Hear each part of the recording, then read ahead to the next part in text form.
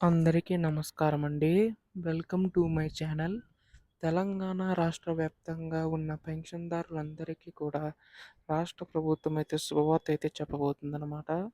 So, ప్రస్తుతం మనకి ఇక్కడ ముఖ్యంగా చూసుకున్నట్లయితే ఎవరైతే అర్హులున్నారో వారందరికీ కూడా ఈ యొక్క రైతు భరోసా పెన్షన్ నిధులు పెంచి అందించడానికైతే సిద్ధమవుతుందండి రాష్ట్ర ప్రభుత్వం. అయితే ఈ యొక్క నిధులకు సంబంధించి కానీ ఎప్పుడు పెంచి అందించబోతుందని చెప్పేసి చాలామంది రైతు సోదరులు ఎదురు చూస్తున్నారు. సో, వారందరికీ కూడా రాష్ట్ర ప్రభుత్వం అయితే గుడ్ న్యూస్ అయితే చెప్పబోతుందండి. సో, ఎప్పుడు ఇది అందిస్తుంది అనేది కూడా ఈ వీడియోలో పూర్తి సమాచారం అయితే తెలుసుకుందాం.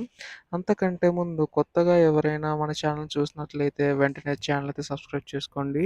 దీని ద్వారా నేను పెట్టే ప్రతి చిన్న లేటెస్ట్ అప్డేట్ కూడా మీరు ఎప్పటికప్పుడు మిస్ కాకుండా తెలుసుకోగలుగుతారు. అలాగే వీడియోకైతే లైక్ చేయండి. మరికొంతమందికి సమాచారం అయితే తెలుస్తది. ఇంకా ఆలస్యం చేయకుండా వీడియోలోకైతే వెళ్ళిపోదాం. సో, ముందుగా మీరిక్కడ చూసుకున్నట్లయితే త్వరలో అకౌంట్‌లోకి డబ్బులని చెప్పేసి అయితే ఉంది కదండీ!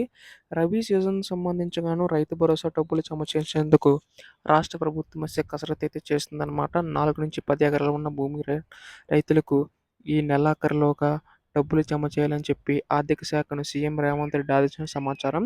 ఈ పథకం కింద ఎకరానికి 6,000 చొప్పున జమ చేయడాన్ని జనవరి 26న సీఎం రేవంత్ ప్రారంభించారనమాట. అలాగే ఫిబ్రవరి 5, 11 తేదీల్లో 2 దశల్లో 4 ఎకరాల వరకు భూమి ఉన్న రైతులకు ప్రభుత్వం జమ చేసింది కదండీ!